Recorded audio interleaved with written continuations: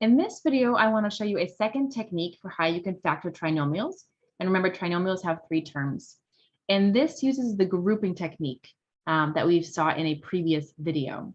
So this technique is not trial and error. Students tend to like it because it's very systematic. So you just follow the steps and you're going to get to the answer. Whereas with trial and error, there's a lot of guesswork involved. Trial and error is great if you are good at multiplication and you're good at mental math. If you're not, it can take you a really long time. So this is a nice alternative method that you can use. So what we do here, we still have that same initial trinomial, but instead of factoring A and C separately, you're going to multiply them together, and then you're going to list all those factors. And what you're going to do is find the factor pair that adds to the middle term B. Our next step is to split the middle term so that we can make it into a polynomial of 4 terms, and then we can apply factor by grouping. So let me show you how it works. So here, A times C, well, this is your A, this is your C. So we're going to do 1 times 8, it's positive 8, so I get 8.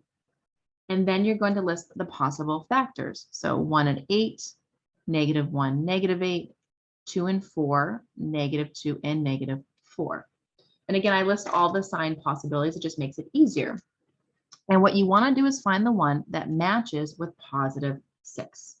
So if I'm looking through, I see that this is going to match because positive 2 plus positive 4 is positive 6. So that's the one we're going to use. So what you're going to do is you're going to take that initial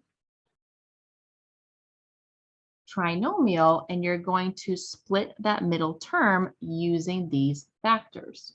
So instead of using 2 and 4, you're going to use 2x and 4x.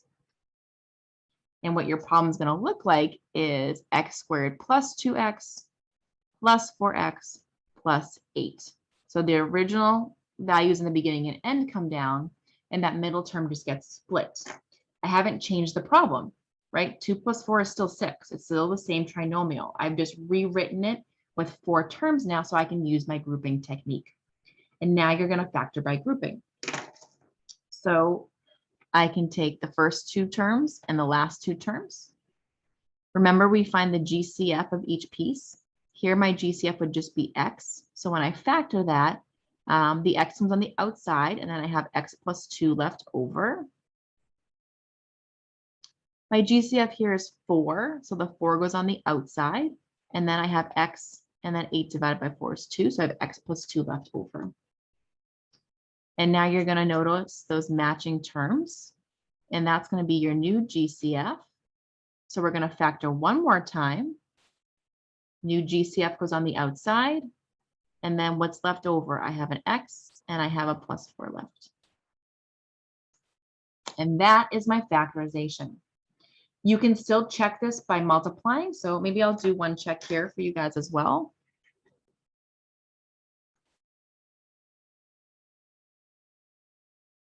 So if I multiply out, it's always good to check just to make sure you didn't make a silly mistake along the way. I'm just multiplying that out, and I can combine those middle terms, and I do get that 6 there in the middle. So it does check out, and I'm done. There's no trial and error. There's no guesswork. The only real trial and error is really up here, just finding which terms to use when you split. But that's it. You're going to have the answer. And again, a lot of students like this because it's a bit more systematic. You have to be good with factoring by grouping, though. So if you're not, go back and watch that video again and spend some more time there. But if you understand factoring by grouping, then I think you're going to find that this technique works out really well. All right, so let's do another example. I'm doing actually some of the same examples from the video on trial and error, and then that way you can kind of compare the 2 strategies.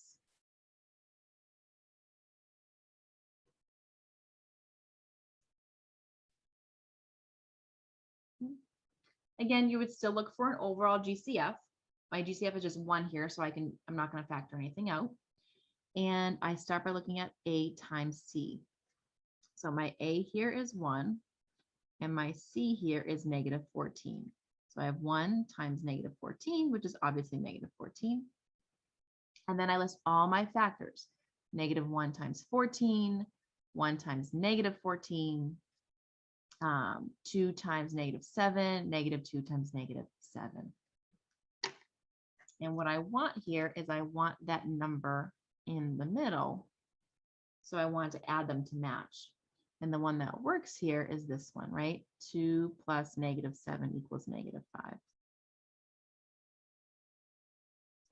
So what I'm going to do is I'm going to take that original problem and I'm going to go ahead and split it. So I'm going to write it as 2x plus -7x in the middle. And when you rewrite it, it actually doesn't matter the order. If you put the -7 first and the 2 second, it's still going to give you the same result.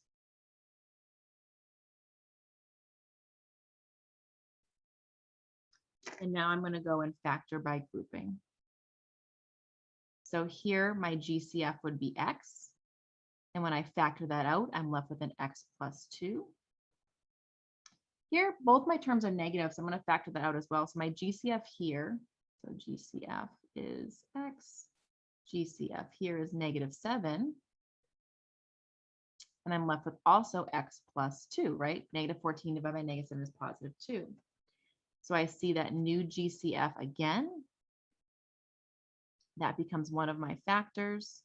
And then I have an x and a plus -7 or a -7 left over. Now I'm going to let you check that at home, but you're going to see that it does actually check out.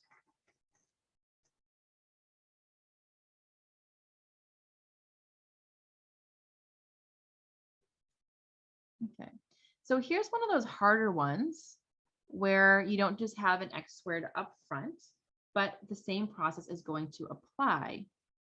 So again, it's kind of nice. This tends to be a favorite method of a lot of students, those particularly who have struggled with factoring.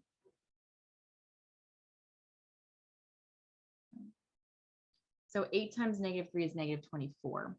And I'm going to break this down. So I could use -1 and 24 or 1 and -24. I could use -2 and 12 or 2 and -12, -3 and 8 or 3 and -8. Lots of options here. -4 and 6 or 4 and -6.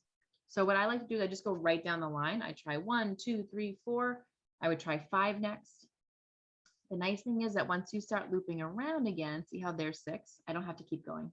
So if you go in order, once you start looping around, you see that digit already there, then you know you have all your factors. So I'm looking for that -10 now. And let's see.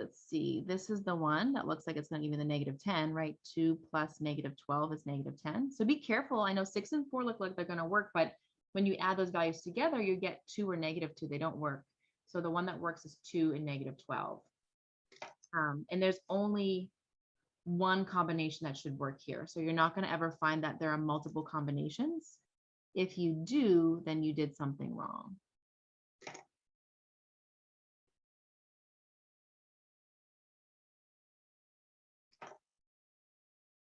So I'm splitting that term.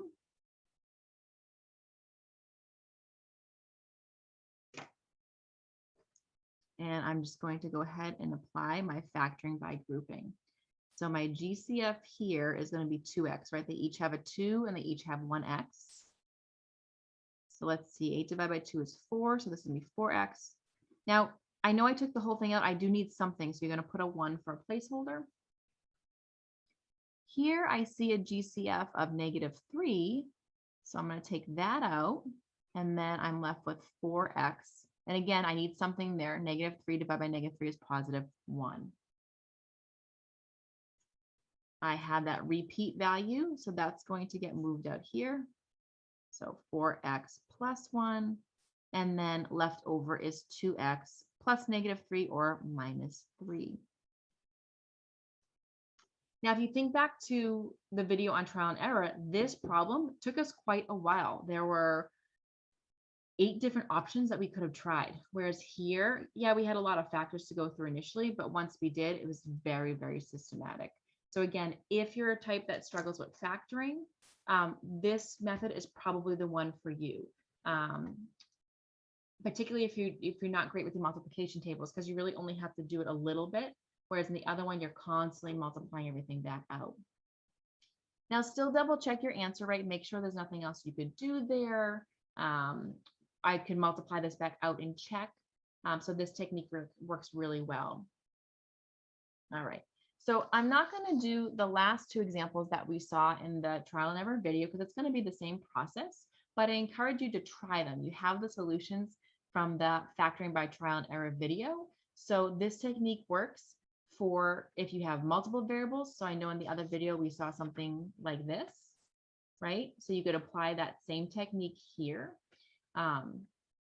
It's going to work as well. And then when you split the middle term, you're just going to split it with the xy instead of just having x. So you'll have one factor xy and another factor xy. It works the same way. And it also works on perfect square trinomials. Again, you don't even need to know that it's a perfect square. You're just going to go through your regular technique. And as you're doing your grouping, you're just going to get a repeat factor at the end. But it's the same process. So give those two a try by grouping. If you have questions, you can reach out to me, but you have the answers from the other videos. So it's a good way to check, to practice, know what the answer is, and see if you're doing the procedure correct.